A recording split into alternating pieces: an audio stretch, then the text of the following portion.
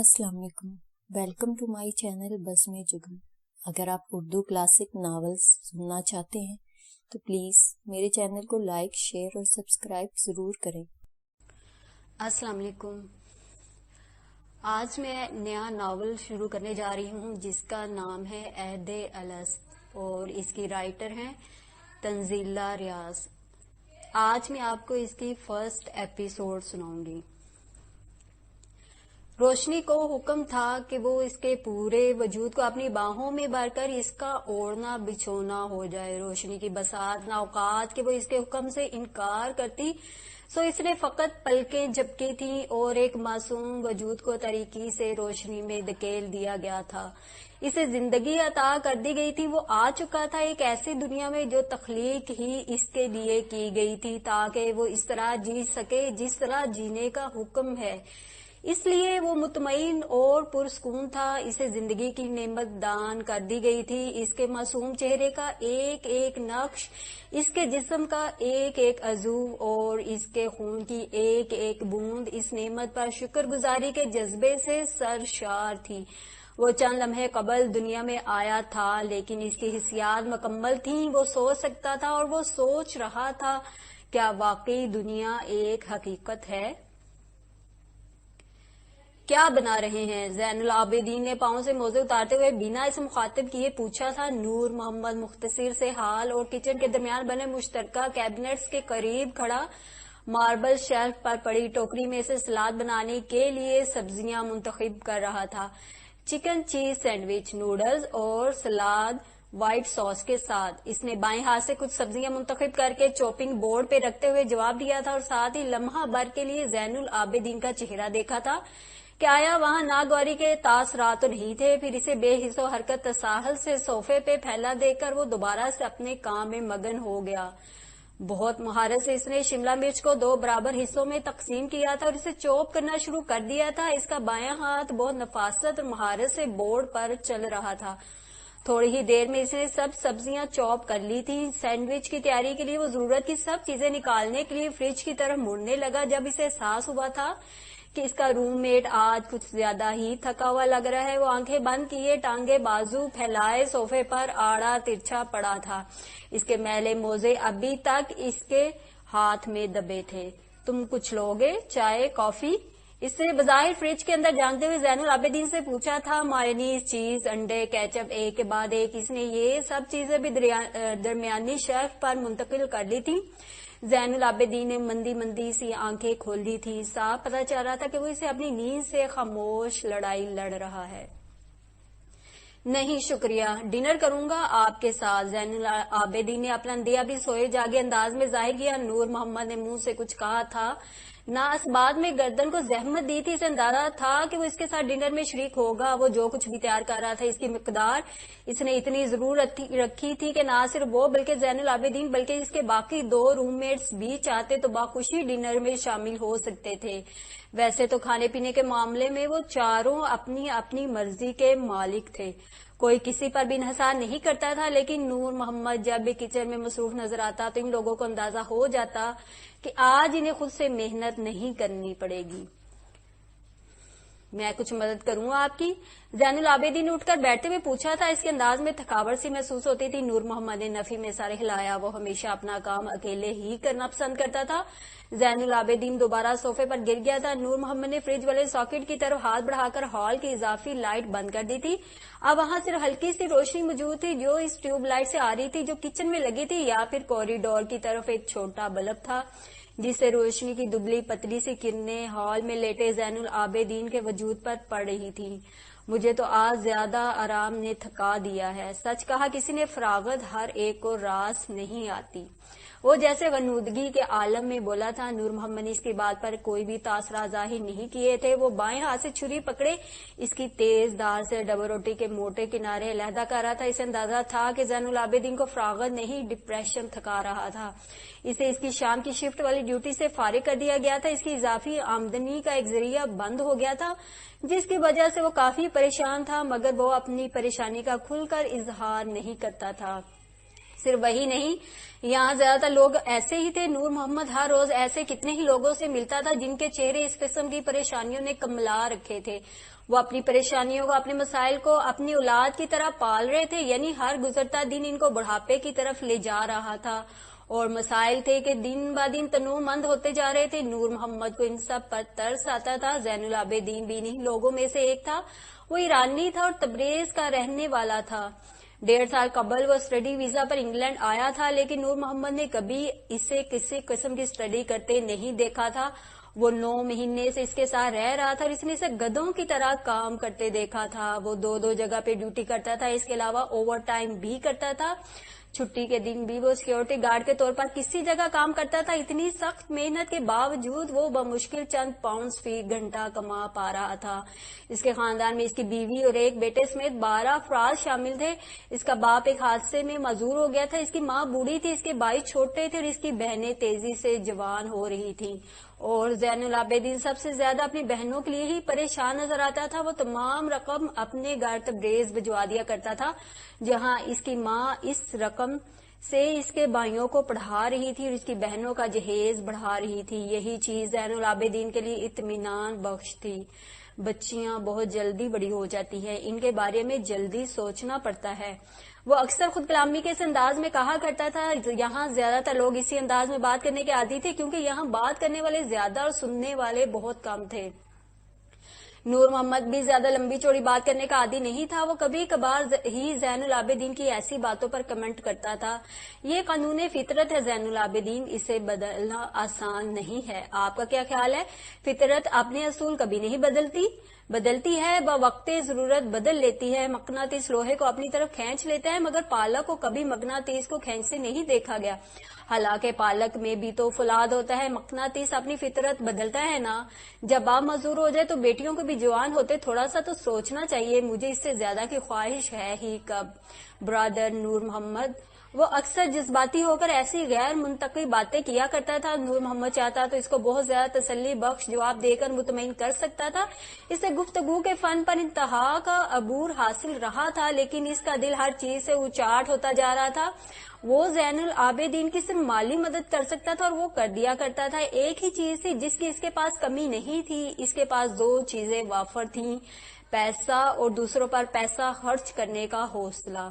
اس کے پاس ماں، باپ، بہن، بھائی اور بیوی بچوں کے الفاظ والی کوئی ڈکشنری نہیں تھی. اس کے کندھے پر ہر قسم کی ذمہ داری کے بوجھ سے آزاد تھے. وہ جہاں رہ رہے تھے، یہ 2 بیڈز کا فلیٹ اس کا اپنا تھا. ایک کمرہ اس نے ایک عرب طالب علم کو دے رکھا تھا جو اپنے کلاس فیلو کے ساتھ یہ روم شیئر کر رہا تھا. نور محمد اور زین العابدین دونوں ایک کمرے میں رہتے تھے. اس گھر میں کارپیٹ سے لے کر فرنیچر تک اور برتنوں سے لے کر اپلائنسز تک بہت سی چیزیں نور محمد کی ملکیت تھیں. انرجی بل سے لے کر گروسری تک کافی چیزوں کی ادائیگی اس کی جیب سے ہوتی تھی. یہ نہیں تھا کہ اس کے ساتھ رہنے والے اسے کچھ بھی نہیں دیتے تھے. وہ جو کچھ بھی سہولت سے اسے دے دیتے تھے نور محمد بلا چون چرا کیے رکھ لیتا تھا. اور اگر کسی مہینے وہ کچھ بھی نہ ادا کرتا ہے تو وہ مطالبہ نہیں کرتا تھا. یہ شاید اتنی بڑی بات نہ لگتی، لیکن برطانیہ جیسے مہنگے ملک میں یہ کافی بڑی صلہ رحمی تھی. اس صلہ رحمی کے جواب میں نور محمد کا صرف ایک مطالبہ تھا کہ اس کے ساتھ جو بھی رہے وہ مسلم ہو. اس سے زیادہ اسے کچھ نہیں چاہیے تھا. وہ ویسے بھی کسی سے زیادہ گھلتا ملتا نہیں تھا، اپنے کام سے کام رکھتا تھا. اس کے لیے صرف 2 چیزیں اہم تھی: اس کی کتابیں اور اس کی مسجد. کتابیں اس کا شوق تھا اور مسجد اس کا جنون. وہ لوٹن کی جامعہ مسجد میں مؤذن کے طور پر فرائض ادا کر رہا تھا. وہ انہی 2 چیزوں کے درمیان پینڈولم کی طرح جھولتا رہتا تھا. اور اگر ان 2 چیزوں کے علاوہ اس کی زندگی میں کچھ تھا تو کسی کو اس کی خبر نہیں تھی. سینڈوچز میں فلنگ لگانے کے بعد نور محمد نے مایونیز اور کریم کو مکس کر کے سلاد تیار کرنی شروع کی تھی. سینڈوچز اس نے تیار کر کے اوون میں رکھ دیے تھے تاکہ گرم رہیں. پھر سلاد کا کام نپٹا کر اس نے دائیں ہاتھ سے چمچ بھر کر اسے منہ میں رکھا تھا. نمک، کالی مرچ اور لہسن کے ہلکے سے ذائقے کے ساتھ سلاد مکمل تیار تھی. اس نے اسے ڈانپ کر دوبارہ فریج میں رکھ دیا تھا. اب صرف نوڈلز کا کام باقی تھا. اس نے حال میں دیکھا تھا وہاں اب زین العابدین نہیں تھا. اسے اپنے کاموں میں اس کے جانے کا احساس نہیں ہوا تھا. اس نے برنر کے سائڈ والے کیبنٹ کو کھول کر اس میں سے انسٹنٹ نوڈلز کے 2 کپ نکالے تھے. الیکٹرک کیٹل میں اس سے ابلتا گرم پانی کپوں میں ڈالتے ہوئے اس نے عقب میں زین العابدین کی آواز سنی: کتنی دیر ہے برادر؟ اس نے مڑ کر دیکھا. زین العابدین شاید منہ ہاتھ دھو کر آیا تھا اور اب صوفے کے سامنے پڑی میز پر پڑی چیزیں سمیٹ کر رکھ رہا تھا۔ ڈنر تیار ہے، نور محمد نے اطلاع دی تھی۔ نوڈلز کے کپ کو کیپ لگا کر صرف شیک کرنا تھا اور نوڈلز تیار تھیں۔ میں میز لگاتا ہوں، اس نے کہا تھا۔ پھر جیسے سے کچھ یاد آیا تھا، آج مسجد میں نماز عشاء کے بعد کچھ لوگ آپ سے ملنے کے لیے آئے تھے۔ پتہ نہیں وہ بتا رہا تھا یا پوچھ رہا تھا۔ نور محمد بائیں ہاتھ سے نوڈلز کے کپ کو شیک کر رہا تھا۔ اس نے یکدم چونک کر زین العابدین کا چہرہ استفہامیہ انداز میں دیکھا تھا۔ مجھے استقلال بیگ نے کہا تھا کہ میں آپ کو بتا دوں، آپ شاید آج مسجد سے جلدی واپس آ گئے تھے۔ زین العابدین آج کل نماز عشاء مسجد میں ہی ادا کرتا تھا۔ مجھ سے ملنے کون آ سکتا ہے؟ نور محمد کے چہرے کے تاثرات کچھ عجیب سے ہو گئے تھے۔ وہ کافی گھبرا گیا تھا۔ مجھے تو نہیں پتا، میں نے نہیں دیکھے، شاید پاکستانی تھے، وہ اپنے دھیان میں مگن کہہ رہا تھا۔ نور محمد کے قدموں تلے سے جیسے زمین نکل گئی تھی۔ پاکستانی؟ کون پاکستانی؟ وہ ہڑبڑا کر پوچھ رہا تھا۔ یہ بایاں ہاتھ بالکل ساکت ہو گیا تھا۔ اس نے مزید قریب ہو کر نوڈلز والا کپ شیلف پر رکھ دیا تھا۔ میرے بارے میں کیوں پوچھ رہے تھے؟ مجھ سے کیا کام تھا ان کو؟ اب کی بار اس نے خود کو سنبھالنے کی کوشش کی تھی۔ وہ دل ہی دل میں جیسے یہ بات خود سے پوچھ رہا تھا۔ عجیب سے خدشات تھے جس نے اسے ہراساں کر دیا تھا۔ اسے اپنا آپ کمرہ امتحان میں موجود اس طالب علم کی طرح لگ رہا تھا جس کا وائوا لیا جانے والا ہو، اور اس سے پہلے وہ امیدوار وائوا دینے جا چکا ہو۔ اس کی باری آنے ہی والی تھی جبکہ وہ خود کو حوصلہ دے رہا ہو کہ اس میں ڈرنے والی بات کچھ بھی نہیں ہے۔ آپ کے بارے میں اس لیے پوچھ رہے ہوں گے، کوئی دم درود والا مسئلہ ہوگا۔ یہ پاکستانی، ہندوستانی، مسلمان سب کے سب بڑی ہی بدعتوں میں پڑے ہوئے ہیں۔ کوئی بیماری، کوئی پریشانی، کوئی مسئلہ ہو جائے دوڑے جاتے ہیں بابوں کے پاس تویز لینے، دم کروانے۔ یہ نہیں کہ بندہ خدا تم خود قرآن پڑھو، دعا مانگو، اللہ بہتر مدد کرنے والا ہے۔ زین العابدین اپنے مخصوص متکبرانہ انداز میں کہہ رہا تھا۔ اسے اپنے ایرانی مسلمان خون پر بہت فخر تھا۔ بات کرتے ہوئے وہ کچن والے حصے میں ہی آ گیا تھا۔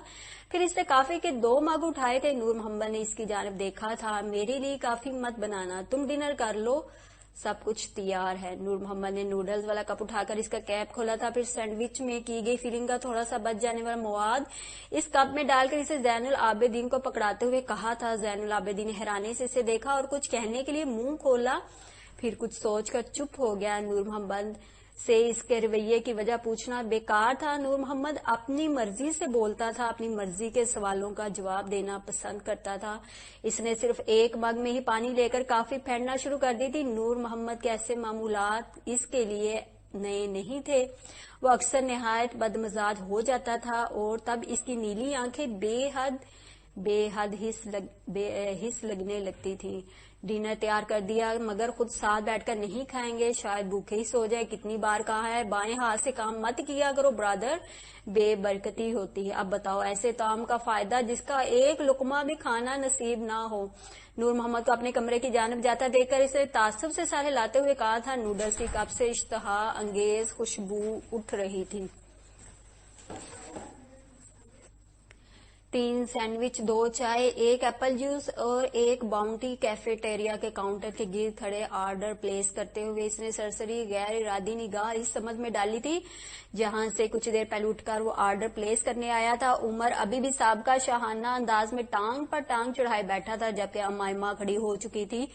چونکہ شہروز کی جانب اس کی پشت تھی اس لیے وہ کچھ سمجھ نہیں پایا کہ وہ کھڑی ہو کر کیا کر رہی ہے۔ چند لمحوں بعد اس نے اسے کرسی کی پشت پر لٹکا اپنا شولڈر بیگ اٹھا کر کندھے پر لٹکاتے اور ڈپارٹمنٹ کے رستے کی طرف قدم بڑھاتے دیکھا۔ وہ واپس جا رہی تھی۔ ہیلو، ایکسکیوز می، کدھر؟ اس نے ہاتھ لا کر اسے متوجہ کرنے کی کوشش کی لیکن فاصلہ کافی زیادہ تھا۔ اس کی نگاہ وہاں تک پہنچ رہی تھی لیکن آواز کو ناکامی کا منہ دیکھنا پڑا۔ اوپن ایئر کیفیٹیریا میں دوسرے ڈپارٹمنٹ کے بھی کافی لوگ موجود تھے اس لیے اس نے نام لے کر امائمہ کو نہیں پکارا تھا، حالانکہ امائمہ کے رویے نے اسے کچھ الجھا دیا تھا۔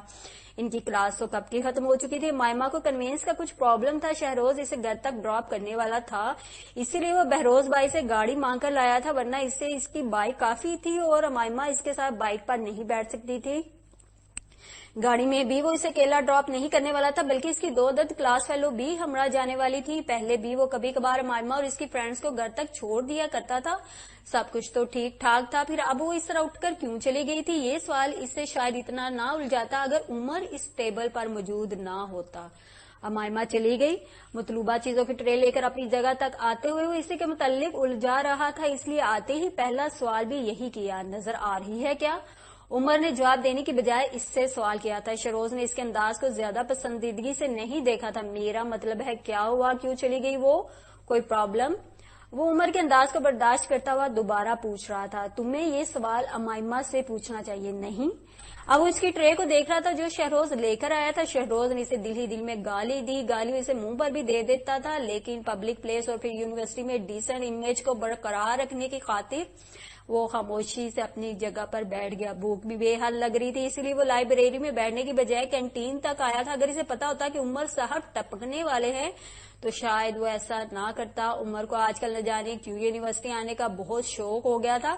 اگرچہ پہلے بھی وہ شہروز کا سایہ بنا رہتا تھا, لیکن نوبت یہاں تک نہیں آئی تھی کہ وہ اسکول اور کالج میں بھی اس کا پیچھا کرتا رہے. یہ نہیں تھا کہ ان کے درمیان دوستی نہیں تھی, دوستی تو مثالی تھی. عمروں, مزاجوں اور دلچسپیوں میں فرق کے باوجود وہ گہرے دوست تھے. اس دوستی نے ان کے درمیان خون کے رشتے کو بھی پیچھے چھوڑ دیا تھا, لیکن اس دوستی کو جھگڑوں اور خفگیوں کا تڑکا لگا رہتا تھا. شہروز کے چاچو کی فیملی ایک عرصہ سے انگلینڈ میں مقیم تھی. ہر 3 یا 4 سال بعد چاچو لوگ 2-3 مہینے کی چھٹی پاکستان ضرور گزارتے تھے, اسی لیے ان کے بچے بڑے ہو کر بھی اسی روایت پر چل رہے تھے. عمر تو اب اکیلا بھی پاکستان آ جایا کرتا تھا, جبکہ عمر سے چھوٹا عمیر نہیں آتا تھا. اس کا دل اپنے والدین کے بغیر پاکستان میں نہیں لگتا تھا. عمر نے BBA آنرز کیا تھا اور اب تو جاب بھی کرنے لگا تھا, لیکن پھر بھی اس کی طبیعت میں سنجیدگی نہیں تھی, جس کی وجہ سے شہروز چڑ جایا کرتا تھا. اس دفعہ بھی وہ 2 مہینے کے لیے آیا تھا. 1 مہینہ تو ہو چلا تھا آئے ہوئے, اور اس 1 مہینے میں وہ شاید 8ویں یا 9ویں دفعہ شہروز سے ملنے یونیورسٹی آ گیا تھا. حالانکہ وہ ایک ہی گھر میں رہتے تھے. یونیورسٹی کے بعد شہروز سارا وقت اسے دیتا تھا, لیکن پھر بھی وہ اسے غصہ دلانے کے لیے آ جاتا تھا. ابھی تو باقاعدہ کلاسز نہیں ہو رہی تھی, اس لیے شہروز بھی ہفتے میں 2-3 بار سے زیادہ نہیں آتا تھا. اگر آتا ہوتا تو شاید عمر بھی روز اس کے ساتھ آ جاتا.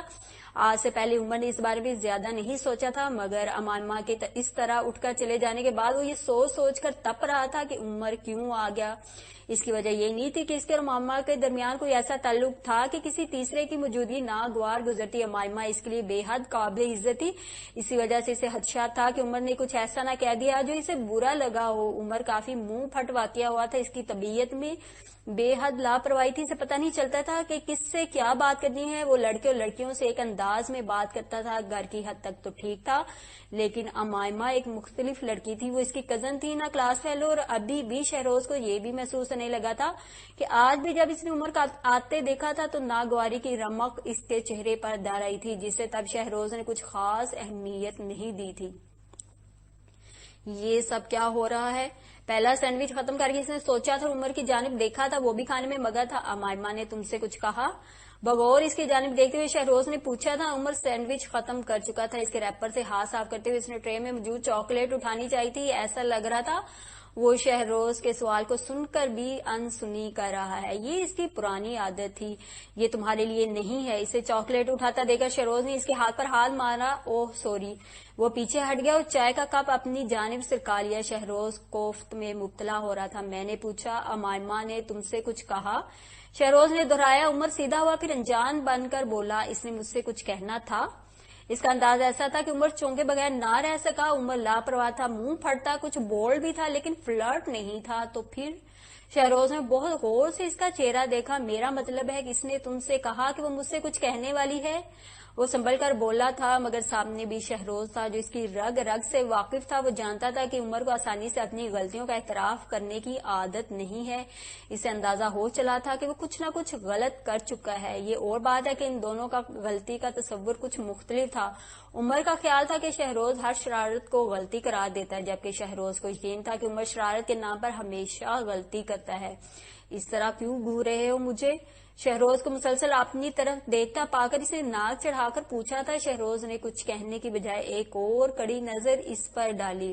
اسکائی بلو رنگ کی آدھی بازوں والی ٹی شرٹ اور ڈارک بلو جینز میں ہلکی بڑی ہوئی شیو کے ساتھ گندم کے دانوں کی طرح چمکتا اس کا یہ کزن نہ جانے اس کے ساتھ کون سی گیم کھیل رہا تھا. خدا کے لیے مجھے اس طرح گوننا بند کرو، میں نے اسے کچھ نہیں کہا، میں نے ایک جنرل بات کی تھی اور اس سے پتہ نہیں۔ شہروز کی نظروں سے خائف ہو کر وہ اگڑ رہا تھا کہ شہروز نے اس کی بات کاٹ دی۔ آپ مجھے وہ جنرل بات بتانا پسند کریں گے؟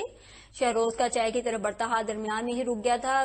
بلی آدھی تھیلے سے باہر آ چکی تھی اور اس آدھی بلی نے ہی شہروز کو غصہ دلا دیا تھا۔ اس کے مزاج کی سنجیدگی صاف ظاہر کر رہی تھی کہ وہ عمر پر برسنے کو تیار ہے۔ غصہ مت کرو، میں نے صرف اتنا کہا تھا کہ آج کل کا زمانہ بھی عجیب ہوتا جا رہا ہے۔ گرل فرینڈز بیٹھی رہتی ہیں، بوائے فرینڈز نوکروں کی طرح چائے پانی لانے پر لگے رہتے ہیں۔ اس کیفیٹیریا کی صورتحال ہی دیکھ لو، سب لڑکیاں بیٹھی اور لڑکے چائے سموسے لے کر آ رہے۔ اتنا ہی کہا تھا میں نے، بس پھر بیڑا غرق۔ شہروز نے اپنی پیشانی پر عورتوں کے سے انداز میں ہاتھ مارا تھا۔ وہ جسے تھیلے کی بلی سمجھا تھا وہ باہر آنے کے بعد ہاتھی بن چکی تھی۔ اس طرح کے کمنٹس کا تو کوئی بھی لڑکی برا مان سکتی تھی، حتیٰ کہ وہ بھی جو لڑکوں کے ساتھ کینٹین میں آتی ہی اس لیے تھی، اور یہ تو امائمہ تھی جو لڑکے تو لڑکے لڑکیوں کے ساتھ بھی زیادہ دیر کیفیٹیریا میں بیٹھنا پسند نہیں کرتی تھی۔ لڑکے تو کیا کسی لڑکی کی بھی مجال نہیں تھی کہ وہ امائمہ اور اس کی فرینڈز سے ان کی حدود سے زیادہ بے تکلفی کا مظاہرہ کرتی۔ کچھ غلط کہہ دیا میں نے؟ عمر اس کے تاثرات سے خائف ہو گئے بنا پوچھ رہا تھا۔ چہرے پر معصومیت اتنی تھی جیسے پتہ ہی نہ ہو کہ صحیح اور غلط میں فرق کیا ہے۔ اتنے بھی بچے نہیں ہو تم کہ یہ نہ پتا ہو تمہیں یہ بکواس کرنے کی ضرورت کیا تھی؟ شہروز کا بس نہیں چاہ رہا تھا کہ اسے کچا ہی کھا جائے، اب تم برا مان جاؤ۔ ایک تو یہ بہت پرابلم ہے، یہاں سچ بولو تو بھی لوگ بوتھا سجا لیتے ہیں۔ ایک بات بتاؤ، اگر میں واقعی غلط ہوں تو پھر کاؤنٹر کے گرد جو اتنے لڑکے کھڑے ہیں وہ جو چائے کے کپ اٹھا کر لا رہے ہیں، اور یہ جو ٹیبلز کے گرد لڑکیاں ہی لڑکیاں بیٹھی ہیں، اور پھر اپنی امائمہ بیگم کو کرسی پر بٹھا کر تم جو آرڈر پلیس کرنے کاؤنٹر پر گئے تھے وہ سب کیا ہے؟ کبھی کبھی سچی بات آرام سے ہضم کر لینی چاہیے۔ مان لو شہروز بیٹا کہ پاکستانی لڑکے لڑکیوں کی چاکری کرنا پسند کرتے ہیں۔ بکواس مت کرو عمر، شہروز نے اسے روکنا چاہا تھا لیکن وہ نہیں رکا تھا۔ کیوں؟ اب تمہاری باری ہے۔ فکر مت کرو، تمہیں بھی بکواس کرنے کا موقع ملے گا، لیکن اس سے پہلے میرا ایک مفت مشورہ ہے۔ اب وہ کرسی پر مزید سیدھا ہو کر بیٹھ گیا تھا۔ چھوڑ دو، اس لڑکی کو بڑی نخریلی ہے، شوخی۔ میرا خیال ہے تمہیں اپنے لیے ایک بہتر گرل فرینڈ تلاش کرنی چاہیے۔ وہ میری گرل فرینڈ نہیں ہے، ڈیم اٹ، شہروز گرایا تھا۔ ہاں وہی کلاس فیلو۔ عمر کا انداز اب بھی سابقہ تھا، ان کے درمیان اسی طرح ہی بات ہوا کرتی تھی۔ ایک دوسرے کو چڑھانا، غصہ دلانا ان دونوں کو ہی پسند تھا، اور عمر تو اس کام میں ماہر تھا۔ اٹھو یہاں سے اور دفع ہو جاؤ خبیث، تم اس قابل ہی نہیں ہو کہ تم سے بات کی جائے، علم مینرڈ۔ تمہیں یہ بھی نہیں پتا کہ کسی لڑکی سے کس طرح بات کرتے۔ تم جاؤ یہاں سے، ابھی کے ابھی چلے جاؤ۔ شہروز اس انگلی سے وارننگ دے رہا تھا لیکن اس پر مطلق اثر نہیں ہوا۔ کیوں چلے جاؤں؟ یہ جگہ گورنمنٹ نے تمہارے ابا کو الاٹ کر دی ہے، اور ہاں بائی دا وے کس طرح بات کرتے ہیں لڑکی سے؟ الٹا لٹک کر، سر نیچے اور پاؤں اوپر کر کے۔ لڑکی ہے کہ تھانے دار نہیں؟ دفعہ ہم سے نہیں ہوتا یہ سب، ہم علم مینرڈ ہی ٹھیک ہیں۔ عمر کا اطمینان نہ جانے کیوں پہلی بار شہروز کو چونکانے کا باعث بن رہا تھا۔ اسے ایک دم ہی احساس ہوا تھا کہ جیسے عمر کا اطمینان مصنوعی ہے۔ وہ اتنا مطمئن نہیں تھا جتنا نظر آنے کی کوشش کر رہا تھا۔ ایسا لگ رہا تھا جیسے وہ اپنی بے چینی کو چھپانا چاہ رہا ہے، اس لیے بلا وجہ سارا مدعا شہروز پر ڈال رہا ہے، اور ایسے بھی لگ رہا تھا جیسے وہ شہروز پر اپنا راز عیاں ہو جانے کے خوف سے ادھر ادھر کی ہاں کر اس کی توجہ خود پر سے ہٹانا چاہ رہا ہے۔ کچھ ایسا انوکھا پن ضرور تھا عمر کے انداز میں جس سے بار بار شہروز ٹھٹک رہا تھا۔ اوہو کم آن، مجھے گھوننا تو بند کرو۔ اوکے کیا کروں میں؟ ایکسکیوز می، کروں تمہاری گرل؟ اسے خود کی جانب مسلسل دیکھتا پا کر عمر گویا زچ ہو کر بولا تھا، لیکن چونکہ عادت سے مجبور تھا اس لیے اتنا کہہ کر لمحہ بھر کے لیے رکا، پھر بولا میرا مطلب ہے تمہاری کلاس فیلو سے۔ اس موقع پر شہروز نے اسے آزما سکتا تھا مگر وہ چوک گیا۔ آج تو تم مجھے حیران کرنے پر تلے ہوئے ہو، نہ صرف اپنی غلطی مان رہے ہو بلکہ معافی مانگنے پر بھی تیار ہو۔ استہزائیہ مسکراہٹ خود بخود اس کے چہرے پر پھیلی تھی۔ غلطی؟ کون سی غلطی؟ میں نے کوئی غلطی نہیں کی میرے بھائی، اور معافی مانگ رہا ہوں تیری خاطر۔ تو جانتا ہے کہ میں ہمیشہ سچ بات کرتا ہوں، پرفیکٹ لوگ کبھی غلط نہیں ہوتے۔ اپنی مداح سرائی میں وہ ہمیشہ کتاب لکھنے کو تیار رہتا تھا۔ شہروز اس کے انداز پر مزید کھل کر مسکرایا۔ تابوت کا آخری کیل اگرچہ باقی تھا مگر تابوت اس کے بغیر بھی بند تھا۔ آخری کیل نہ بھی لگتا تب بھی تابوت کے کھلنے کا امکان نہیں تھا، لیکن شہروز کوئی رسک نہیں لینا چاہتا تھا۔ معاف کیا کیا یاد کرو گے تم بھی، کسی کی خاطر معاف کیا تمہیں، احسان کرنے کی ضرورت نہیں، میں نے کہا نا میں اسے ایکسکیوز کرنے کو تیار ہوں۔ اس نے گلے میں لٹکائے سن گلاسز آنکھوں پر ٹکائے تھے، وہ سمجھ چکا تھا کہ شہروز اسے کڑی نگاہوں سے گھور رہا ہے، مگر وہ یہ نہیں سمجھا تھا کہ شہروز اس کا راز کھوجنے کی کوشش کر رہا ہے اور اپنے تئیں اس میں آدھا کامیابی ہو چکا ہے۔ بیکار میں وقت ضائع مت کرو، ویسے بھی وہ تمہارے انتظار میں نہیں بیٹھی ہوگی، گھر جا چکی ہوگی۔ شہروز نے ٹانگ پر ٹانگ رکھی تھی۔ نہیں، ابھی نہیں گئی، اگر گئی ہوتی تو مجھے نظر آ جاتا، ویسے بھی اسے تم ڈراپ کرنے والے تھے نا۔ وہ کھڑا ہو گیا، اس کا رخ مین گیٹ کی طرف تھا جہاں کئی اسٹوڈنٹس اپنے اپنے ڈپارٹمنٹ سے داخلی راستے کی جانب رواں دواں تھے۔ ان کے ڈپارٹمنٹ سے اس راستے کی طرف جانے والے کیفیٹیریا کے سامنے والی روش سے گزر کر جانا پڑتا تھا۔ بے شک یہ فاصلہ اتنا زیادہ نہیں تھا، لیکن اتنا کم بھی نہیں تھا کہ وہاں موجود ایک کرسی پر بیٹھ کر کسی کو جاتا دیکھ کر پہچانا جا سکتا۔ یہ تبھی ممکن تھا جب کوئی مسلسل اس سمت میں دیکھتا رہتا اور اسے جانے والے کے کپڑوں کے رنگ وغیرہ کی پہچان ہوتی۔ شہروز نے بمشکل اپنی حیرانی کو چھپایا تھا، اسے اپنے اندازوں کی 100% مثبت رپورٹ ایک انجانی سی خوشی میں مبتلا کر رہی تھی۔ عمر کو تنگ کرنے اور اس کا ریکارڈ لگانے کا اچھا خاصا بہانہ ہاتھ لگا تھا اس کے۔ ہاں، لیکن تمہیں کیسے پتا چلا؟ میں اسے ڈراپ کرنے والا ہوں۔ وہ بھی جینز کی پاکٹ میں ہاتھ ڈالتا اٹھ کھڑا ہوا تھا۔ او ہو اسٹوپڈ، تم ایسے احمقانہ سوالات پوچھ رہے ہو؟ آف کورس تم نے بتایا تھا رات کو، اسامہ بن لادن تو فون کرنے سے رہا مجھے۔ عمر اس کے سوال سے کم انداز سے زیادہ چڑ رہا تھا۔ شہروز نہ چاہتے ہوئے بھی مسکرا رہا تھا۔ یہ زو معنی مسکراہٹ عمر کو خجل بھی کر رہی تھی۔ بڑا یاد رکھا جناب نے، میں نے اسے سرسری سا ذکر کیا تھا۔ شہروز کی آنکھیں شرارتی انداز میں سکڑی تھی۔ اب کی بار عمر نے اس کی جانب بغور دیکھا، اس کی آنکھوں پر گلاسز تھے، اس لیے اس کی آنکھیں پڑھنا فی الوقت شہروز کے لیے مشکل تھا، مگر وہ ٹھٹک چکا تھا۔ اوئے کدھر، کیا سوچ رہے تو؟ تیری ٹرین زیادہ دور نہ نکل جائے، اس لیے پہلے ہی بتا دوں کہ غلط اسٹیشن کی طرف جا رہا ہے تو، اور اتنا سڑا اسٹیشن تجھے ہی مبارک ہو، میں چلتا ہوں۔ وہ واقعی گیٹ کی جانب چل دیا تھا، لیکن جاتے ہوئے خفگی سے بولا۔ اس مصنوعی خفگی نے شہروز کو گہری طمانینت بھری مسکراہٹ سے دوچار کیا تھا۔ اس کے ہاتھ عمر کا بہت بڑا سیکرٹ لگ چکا تھا۔ مسکراتے ہوئے وہ دوبارہ کرسی پر بیٹھ گیا۔ ٹرے میں پڑی چاکلیٹ اٹھا کر اس نے ہاتھ میں پکڑ لی تھی۔ چند لمحے اس چاکلیٹ کی جانب دیکھنے کے بعد اس نے اس کا ریپر پھاڑا تھا۔ چاکلیٹ اسے کچھ خاص پسند نہیں آئی تھی، لیکن فی الحال منہ میٹھا کرنے کے لیے کچھ اور میسر نہیں تھا، اور میں سمجھتا تھا تو واقعی میری خاطر آتا ہے دوست۔ چاکلیٹ کا بائٹ لیتے ہوئے اس نے سوچا تھا۔ میں نے بال ٹرم کروا لیے۔ موبائل فون کان سے لگاتے ہی زارا کی افسردہ سی آواز سماعتوں سے ٹکرائی۔ شہروز نے منہ کا برا سا زاویہ بنا کر گہرا سانس بھرا۔ موبائل کی اسکرین پر اس کا نام چمکتا دیکھ کر وہ جس خوشگوار احساس میں مبتلا ہوا تھا، اس کا اثر یک دم کم ہوا۔ زارا کی آواز سے اندازہ ہوتا تھا کہ وہ کچھ زیادہ اچھے موڈ میں نہیں ہے۔ اس نے اس قدر زود رنج طبیعت پائی تھی کہ اس وقت شہروز کسی ناگواری کا اظہار کرتا تو شاید وہ گھنٹوں روتی رہتی۔ ہاں، بڑی فرصت نکالی اپنے لیے اور میرے لیے بھی کہ مجھے اطلاع بھی دی جا رہی ہے۔ ویسے اچھے لگ رہے ہوں گے، ہے نا؟ کون سا کٹ کروایا ہے؟ لہجے میں مصنوعی بشاشت پیدا کر کے اس نے رائے کا اظہار بھی کیا اور استفسار بھی۔ اس کی طبیعت سے کسی قدر چڑھنے کے باوجود یہ بھی حقیقت تھی کہ وہ اس سے محبت کرتا تھا، اور اب جبکہ وہ اس کی آتھورائزڈ منگیتر بن چکی تھی تو اتنی دلجوئی تو فرض تھی اس پر۔ مشروم کٹ، زارا کی آواز میں افسردگی کا لیول کم نہیں ہوا تھا۔ یہ اچھا کیا تم نے، مجھے ویسے بھی زیادہ چھوٹے بال پسند نہیں ہیں۔ بیڈ پر لیٹے ہوئے اپنی دانست میں اس نے اسے خوش کرنا چاہتا، حالانکہ اس کے فرشتوں کو بھی خبر نہیں تھی کہ مشروم کٹ کون سا ہیئر کٹ ہے۔ مشروم کٹ وہی ہیئر کٹ ہے جو میں نے پہلے کروا رکھا تھا۔ زارا کے لہجے میں افسردگی کے ساتھ طنز بھی جھلکا تھا جسے شہروز سمجھ نہیں پایا۔ وہ بیڈ پر بیٹھ کر الٹے ہاتھوں سے جوگر کے تسمے کھول رہا تھا۔ کچھ دیر قبل وہ اور عمر جم سے واپس آئے تھے۔ اس کے منہ کا ذائقہ تو زارا کی بات سن کر کڑوا ہو گیا۔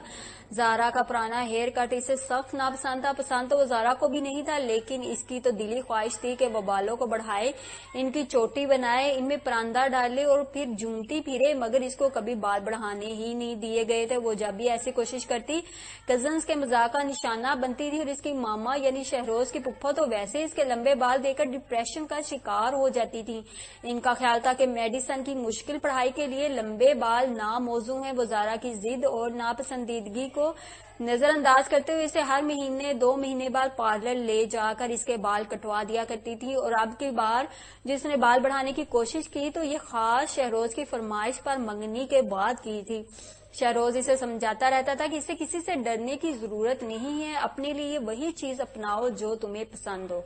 یہ شہروز کا کہنا تھا. تبھی گزشتہ 1 سال سے وہ بالوں کی لمبائی بڑھانے میں لگی ہوئی تھی, اور جب بھی اس کی شہروز سے ملاقات ہوتی وہ اپنے بالوں کے لہرا کر پوچھنا نہیں بھولتی تھی کہ وہ کیسی لگ رہی ہے. شہروز اس سوال کا جواب کیا دیتا, وہ تو اسے ہر حال میں اچھی لگتی تھی. یہ اور بات کہ اسے چڑھانے کے لیے اس نے کبھی کھل کر پسندیدگی کا اظہار کیا ہی نہیں تھا, لیکن جب کبھی وہ زیادہ خود ترسی کا شکار ہوتی تھی جس کی سے عادت تھی تو اس کی دل جوئی کی خاطر تعریف ضرور کیا کرتا تھا. اب بھی اس نے یہی کیا.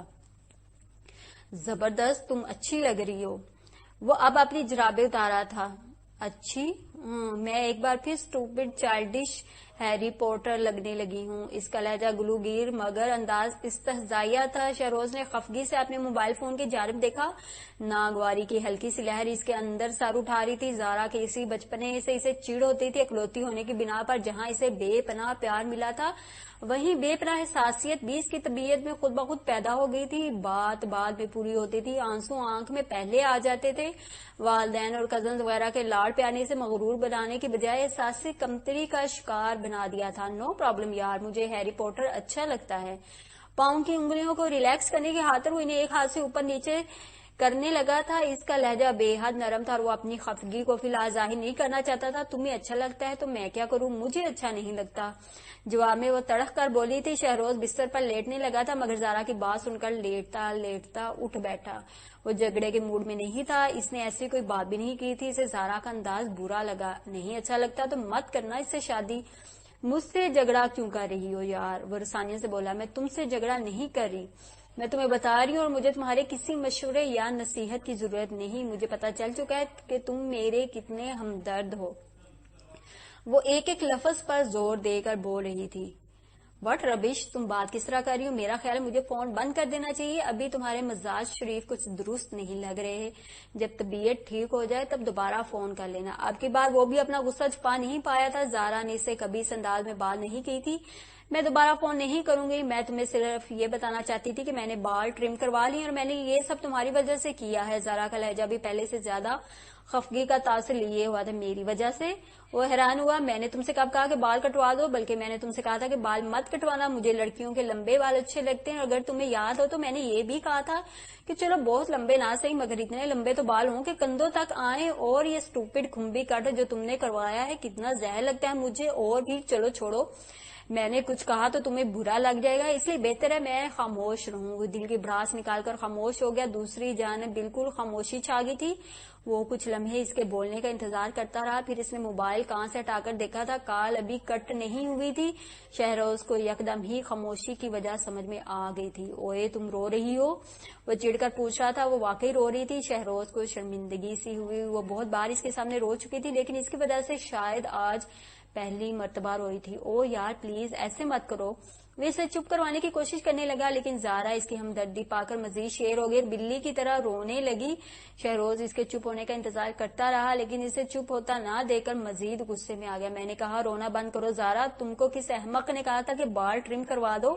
خود ہی تو تم نے کہا تھا کہ اب بال نہیں کٹواؤ گی, تو پھر آپ کیوں کٹوا دیے؟ جب اپنی مرضی ہی کرنی ہے تو پھر مجھ سے مشورہ کیوں کرتی ہو؟ اور اسٹوپڈ رونا تو بند کرو. یا خدا, میں اس لڑکی کا کیا کروں. وہ بیچارہ اس کے رونے سے عاجز آ گیا تھا. وہ کچھ دیر اس کے بولنے کا انتظار کرتا رہا پھر اس کی خاموشی سے جھنجھلا گیا. یار میری بات سنو, ابھی میں ذرا مصروف ہوں, مجھے عامر کی طرف جانا ہے. وہاں سے فارغ ہو کر میں لگاتا ہوں تمہاری طرف چکر. میں تمہیں دیکھ کر بتاؤں گا کہ تمہارے بال اور تم خود کیسی لگ رہی ہو. اگر تمہارے بال اچھے نہیں لگ رہے, میرا مطلب ہے فرض کر لو کہ اگر تمہارے بال اچھے نہیں لگ رہے ہو تو یار بڑھ جائیں گے, بال لمبے ہو جائیں گے. اب مت کٹوانا, اوکے. اس کی آنسوں سے زچ ہو کر وہ تحمل نرمی سے بولا تھا.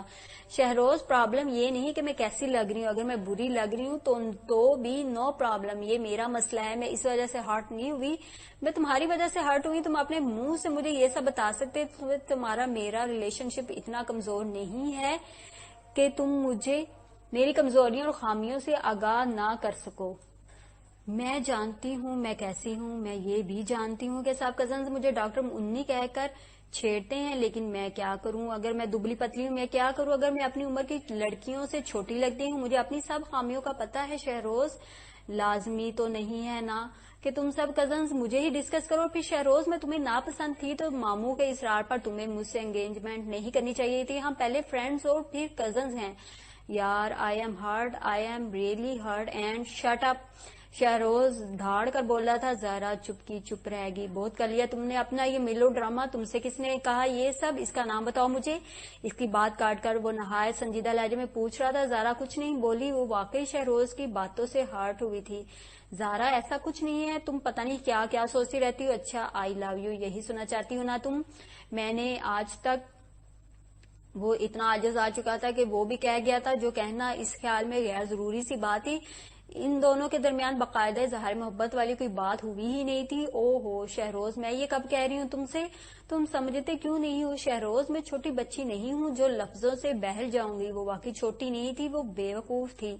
زارا یار تم میری انسلٹ کر رہی ہو. شہروز کو واقعی برا لگا. میں تمہاری انسلٹ نہیں کر رہی بلکہ عمر کے ساتھ یہ سب باتیں کر کے میری انسلٹ کی ہے. تمہیں کسی تیسرے کے ساتھ ہم دونوں کی بات ڈسکس نہیں کرنی چاہیے تھی. زارا کے لہجے میں مان بھری شکایت تھی. شہروز نے گہری سانس بھری تھی. ساری بات سمجھانے کو عمر کا نام ہی کافی تھا. اس نے یونیورسٹی والی بات کا بدلہ لیا تھا. عمر نے کہا تم سے یہ سب؟ بے وجہ تسلی کے لیے پوچھنے لگا. اور میں کیا کہہ رہی ہوں تم سے؟ اب تم اس سے جھگڑا شروع نہ کر دینا. اس نے تو سرسری سا ذکر کیا تھا، وہ تو میں نے ہی. ہاں تمہاری ذہانت پر تو مجھے پورا بھروسہ ہے. یہ بتاؤ اس نے اور کیا کہا؟ اس نے مائمہ کا نام بھی لیا ہوگا. اس کی بات کاٹ کر وہ طنزیہ انداز میں پوچھ رہا تھا. بات میری ہو رہی وہ بلا امامہ کا نام کیوں لے گا؟ زارا چڑھ کر بولی تھی. اس نے ذکر نہیں کیا میری کسی گرل فرینڈ کا؟ شہروز نے کھوجنے والے انداز میں پوچھا تھا. عمر کی عقل پہ اسے زیادہ بھروسہ نہیں تھا، مگر اس کی اس حرکت نے شہروز کو مزید مشکوک کر دیا تھا. وہ شہروز کے اندازوں سے بڑھ کر تیز رفتاری دکھا گیا تھا. Girl friend? کیا مطلب؟ امامہ تمہاری گرل فرینڈ؟ وہ تمہاری گرل فرینڈ ہے؟ زارا کا لہجہ حیرانی و پریشانی سے چور تھا. یہ تو واقعی افتاد والی بات تھی. او بھائی کوئی اس حماقتوں کے ٹیچی کیس کا لاک تو لگا دے. تم بھی جب بھی بولو گی بے تکا ہی بولو گی. اب رونے مت لگ جانا، خاموش رہ کے میری بات سنو. میری بتاتا ہوں تمہیں اس عمر بن احسان کا قصہ. وہ چڑھ کر عمر کا راز اس سے شیئر کرنے لگا تھا. شہروز تمہیں یقین ہے کہ یہی بات ہے؟ کیبنٹ میں سے گلاس نکال کر میز پر اس کے سامنے رکھتے ہوئے زارا نے ایک مرتبہ پھر پوچھا. اسے آئے بمشکل 15 منٹ ہی ہوئے تھے اور اس دوران وہ 3 مرتبہ یہ سوال پوچھ چکی تھی. حیرانی سے فوت ہونے کی ضرورت نہیں. میں نے کب کہا کہ مجھے یقین ہے؟ میں نے کہا مجھے شک ہے. کنکھیوں سے اس کا جائزہ لیتا ہوا شہروز ڈرائنگ روم یا لاؤنج میں بیٹھنے کی بجائے اس کے ساتھ کچن میں وہیں چلا اور اب کارنر میں بڑی چھوٹی سی ڈائننگ ٹیبل کی کرسی پر بیٹھا اس کا جائزہ لے رہا تھا. میرون ڈریس میں وہ بڑی منفرد سی لگ رہی تھی. شکل کی بری تو وہ کبھی بھی نہیں تھی. دراصل اسے پہننے اوڑھنے کا سلیقہ ذرا کم تھا. پھر میڈیسن کی پڑھائی کو ہمیشہ سر پر سوار رکھ کر ایسی چیزوں میں دلچسپی بھی کم لیتی تھی، لیکن جب کبھی دل لگا کر تیار ہوتی تھی تو اچھی لگتی تھی. شہروز کے جواب سے چڑھ کر وہ فریج کی جانب بڑھ گئی. یہ بھی شہروز کو اہمیت دینے کا ایک انداز تھا کہ انگیجمنٹ کے بعد جب بھی وہ زارا سے ملنے پپھو کے گھر آتا تھا، زارا اسے چائے کافی یا جوس خود ہی سرو کرتی تھی اور شہروز کو دل ہی دل میں اس کی یہ ادا اچھی بھی لگتی تھی، مگر منہ سے وہ کبھی بھی شکریہ نہیں کہتا تھا. اب بھی نظریں تو اس کا تعاقب کر رہی تھی مگر وہ اس پر ظاہر نہیں کر رہا تھا کہ آج وہ بہت اچھی لگ رہی ہے. ان دونوں کے درمیان کافی دن بعد ملاقات ہو رہی تھی. شہروز کو یونیورسٹی اور زارا کو میڈیکل کی پڑھائی نے مصروف کر رکھا تھا. فون پر تو بات ہو جاتی تھی مگر ملاقات کافی دن بعد ہو رہی تھی. شہروز کے اتنے دنوں بعد اسے ملنا اچھا لگ رہا تھا، لیکن زارا کو فی الحال عمر کے متعلق ہونے والے انکشاف میں زیادہ دلچسپی تھی. وہ شہروز کے اندازوں سے زیادہ پرجوش ہو رہی تھی. مجھے لگتا ہے تمہیں غلط فہمی ہوئی ہے. فریج سے پائن ایپل کیک اور جوس نکال کر میز کی جانب آتے ہوئے زارا نے پھر وہی بات دہرائی تھی. شہروز نے ناک چڑھا کر ناپسندیدگی ظاہر کرنی چاہی تھی مگر اس پر کچھ خاص اثر نہیں ہوا. وہ شہروز کے ساتھ والی کرسی پر آ کر بیٹھ گئی تھی. جوس کی بوتل کا ڈھکن کھولتے ہوئے بولی. کہاں مائمہ کہاں عمر؟ ایک مشرق دوسرا مغرب. مجھے تو سن کر ہی کچھ عجیب سا لگ رہا ہے. یقین نہیں آ رہا. وہ گلاس میں جوس انڈیلنا ترک کر کے شہروز کی طرف دیکھنے لگی. شہروز نے نے آنکھوں کے اشارے سے اسے اس جانب متوجہ کیا تو دوبارہ سے گلاس کی طرف دیکھتے ہوئے کہنے لگی، شہروز مجھے یہ سوچ کر اچھا بھی لگ رہا ہے، امائمہ بہت اچھی ہے، وہ ہماری فیملی کا حصہ بن جائے گی تو مجھے بہت اچھا لگے گا۔ بات مکمل کر کے وہ شہروز کی تائید حاصل کرنا چاہتی تھی۔ شہروز کچھ چڑ سا گیا، کیا سارا وقت ان دونوں کے متعلق بات کرتی رہو گی؟ کرسی کا رخ اس کی جانب موڑ کر وہ پوچھ رہا تھا۔ زہرا نے نہ سمجھی کے انداز میں اس کی جانب دیکھا، اسے عادت ہی نہیں تھی شہروز کے ایسے لہجے کی۔ وہ جب بھی ملتے تھے آدھا وقت زہرا اپنے پرابلم شیئر کرنے میں گزارتی تھی، باقی کا آدھا وقت شہروز ان پرابلمز کا حل نکالنے میں ضائع کر دیتا تھا، اور اگر اس دوران کوئی محبت بری بات ہونے لگتی تھی تو ان دونوں کا جھگڑا ہو جاتا تھا۔ وہ دونوں روایتی منگیتر بن ہی نہیں پائے تھے۔ دراصل ان دونوں کی انگیجمنٹ کسی لمبے چوڑے افیئر کا نتیجہ نہیں تھی، بلکہ بزرگوں کے درمیان یہ بات ان کے بچپن سے ہی چل رہی تھی، ان کے کانوں میں بھی پڑی رہتی تھی، اس لیے دونوں کی پسندیدگی بھی تھی۔ یہ اور بات ہے کہ شہروز زہرا کے سامنے پسندیدگی کا اعتراف کم ہی کرتا تھا، اور چونکہ بچپن سے ہی اس قسم کا ریلیشن شپ تھا کہ لڑائی جھگڑے اور نوک چونک زیادہ ہوتی تھی، اس لیے انگیجمنٹ کے بعد میں اس میں فرق نہیں آیا تھا۔ کیا مطلب باتیں نہ کروں، کھانا لگا لوں، بھوک لگ رہی ہے، ممی ڈیڈی کو تو آ لینے دو۔ شہروز کے ٹوکنے پر زہرا بھی یہی سمجھی کہ وہ بھوکا ہے اور اس کی باتوں سے اکتا رہا ہے، اس لیے ایسے کہہ دیا، جبکہ شہروز پہلے سے زیادہ جھنجھلایا۔ اوئے ہوئے قسمت خراب، اس نے عورتوں کی طرح ماتھے پر ہاتھ رکھا تھا۔ کیسی لڑکی ہو تم، عمر ٹھیک کہتا ہے تمہیں، ساشے پیک جتنا چھوٹا قد اتنا ہی چھوٹا دماغ۔ وہ منہ کا زاویہ بگاڑ کر بولا، اس کے چہرے پر پہلی خفت کو دیکھ کر ذرا توقف کیا اور بدعقل مسکرایا۔ وہ اسے ہرٹ نہیں کرنا چاہتا تھا۔ زہرا کے چہرے پر اتنے بیچارے سے تاثرات تھے کہ شہروز کو ہنسی آ گئی، آنکھوں کا تاثر بھی بدل گیا تھا۔ اچھی لگ رہی اس کلر میں، بلکہ بہت اچھی لگ رہی ہو، شہروز نے یکدم زور دے کر کہا تھا۔ وہ کبھی برملا اس کی تعریف نہیں کرتا تھا، اس لیے زہرا پہلے چونکی پھر کھل اٹھی۔ سچ؟ اس نے اپنی کرسی پوری کی پوری اس کی جانب گھما ڈالی۔ تم میرا مذاق تو نہیں اڑا رہے نا؟ وہ مشکوک تھی، شہروز کا گزشتہ ریکارڈ ایسا ہی تھا۔ شہروز نے دلچسپی سے اس کی جانب دیکھتے ہوئے مسکرا کر نفی میں سر ہلایا تھا۔ زہرا کی خوشی دیدنی تھی۔ مجھے لگا تم کہو گے کہ میں بہت بری لگ رہی ہوں، تمہیں یہ ہیئر کٹ پسند نہیں ہے نا؟ وہ پرانی بات تھی، اب یہی ہیئر کٹ میرا فیورٹ ہے۔ وہ ابھی بھی مسکرا رہا تھا۔ زہرا کے چہرے پر پہلی خوشی سے بڑی بلی لگ رہی تھی۔ اس کے رویے نے زہرا کو ہی نہیں اس سے بھی حیران کر دیا تھا، مگر وہ اسے اتنی اچھی لگ رہی تھی کہ وہ خود کو یہ سب کہنے سے روک نہیں پایا تھا۔ اس کی آنکھوں سے بھی اتنی ملائمت، اتنی نرمی چھلک رہی تھی کہ زہرا کنفیوز سی ہو گئی۔ اس سے پہلے وہ کچھ اور کہتا، زہرا نے اسے ٹوکا تھا، زیادہ رومیو مت بنو شہروز، تمہیں پتہ ہے نا مجھے جلدی نظر لگ جاتی۔ وہ زیادہ ہی کنفیوز ہو گئی تھی، تم نظر کو لگ جایا کرو۔ شہروز ابھی سے سابقہ انداز میں دیکھ رہا تھا، میں چھوت کی بیماری نہیں ہوں۔ وہ اب اپنے ناخنوں کی جانب دیکھتے ہوئے دھیرے سے بولی تھی۔ شہروز کو ہنسی آ گئی، دت تیرے کی، کر دیا نا بیڑا غرق میرے رومانٹک موڈ کا۔ وہ سیدھا ہو کر بیٹھ گیا، پھر سامنے رکھے جوس کا گلاس ہاتھ میں پکڑ لیا۔ کیا یار کتنی بورنگ ہو تم، ایک اچھا بلا ہینڈسم سمارٹ لڑکا تم سے رومانس سے آ رہا ہے اور تم اتنی بری بری شکلیں بنا کر دیکھ رہی ہو۔ اس نے جوس کے گھونٹ بھرنے شروع کر دیے۔ اس کے بعد شکایتیں بھی کرو گی؟ عمر نے مجھے سب بتا دیا، تم نے ماموں کی اصرار کی وجہ سے مجھ سے انگیجمنٹ کی ہے نا، تم مجھے پسند نہیں کرتے، مجھے سب پتا چل گیا ہے۔ وہ اس کی نقل کر رہا تھا۔ زہرا خجل سی ہو کر مسکراتی رہی۔ میں کیا کرتی؟ اس نے اتنے پر یقین لہجے میں کہا تھا کہ مجھے اندازہ ہی نہیں ہو سکا کہ وہ مذاق کر رہا ہے۔ تمہیں پتا ہے نا میرا وہ شرمندہ، اس لیے تو کہتا ہوں کہ آنکھیں کھلی رکھا کرو، ورنہ عمر کی طرح سب لوگ تمہیں ڈاکٹر بونگی کہنا شروع کر دیں گے۔ شہروز نے اپنا جوس ختم کیا تھا۔ زہرا نے ہمیشہ کی طرح اس کی نصیحت کو بڑے دھیان سے سنا اور اس سے بھی زیادہ دل جمعی سے بلا دیا تھا۔ گھر میں اس وقت ملازم ہی تھے، پھپھو اور پھپھا جی طب کے شعبے سے منسلک تھے اور ان کے گھر میں ٹھہرنے کے اوقات بڑے تنگ سے تھے۔ ان دونوں کے آنے پر ہی کھانا لگنا تھا اور شہروز کھانے کے ارادے سے ہی آیا تھا۔ ان کا انتظار کرتے اور عمر کے متعلق باتیں کرتے وقت گزرنے کا پتہ ہی نہیں چلا۔ ڈنر کے بعد جب شہروز اٹھنے کی تیاری کر رہا تھا تو عمر کا فون آ گیا۔ اس نے آج کا سارا دن اپنی امی کے حکم دینے پر اپنی خالہ کے گھر گزارا تھا اور اب وہ شہروز کو پک کرنے پھپھو کے گھر آ رہا تھا۔ وہ جب پہنچا تو زہرا اور شہروز گھر کے باہر مین سڑک پر واک کر رہے تھے۔ 10:30 بج رہے تھے، مگر ٹریفک زیادہ نہیں تھی۔ عمر بھی سائیڈ میں گاڑی پارک کر کے ان کے ساتھ شامل ہو گیا تھا۔ اوئے ساشے پیک، تم تو بڑی اچھی لگنے لگی ہو۔ اس کا اشارہ زہرا کے بالوں کی طرف تھا، کیونکہ اس کے بالوں پر کینچی پھروانا اسی کی کارستانی تھی۔ ھذا من فضل ربی، کبھی غرور نہیں کیا، وہ مسکرا کر بولی تھی۔ عمر پھڑک اٹھا، او بھائی کوئی مجھے پکڑے، یہ لفظ اس ساشے پیک کے منہ سے ہی نکلے ہیں نا؟ وہ بے ہوش ہونے کی ایکٹنگ کرنا چاہ رہا تھا، مگر سڑک پر ہونے کی وجہ سے کر نہیں پایا۔ میں نہیں مانتا کہ یہ تم کہہ سکتی ہو زارا، میرا خیال ہے تم صرف منہ ہلا رہی ہو، ڈبنگ شہروز کروا رہا ہے۔ وہ زارا کو کندھا مار کر بولا تھا۔ وہ دونوں کچھ نہیں بولے بلکہ خاموشی سے مسکراتے رہے۔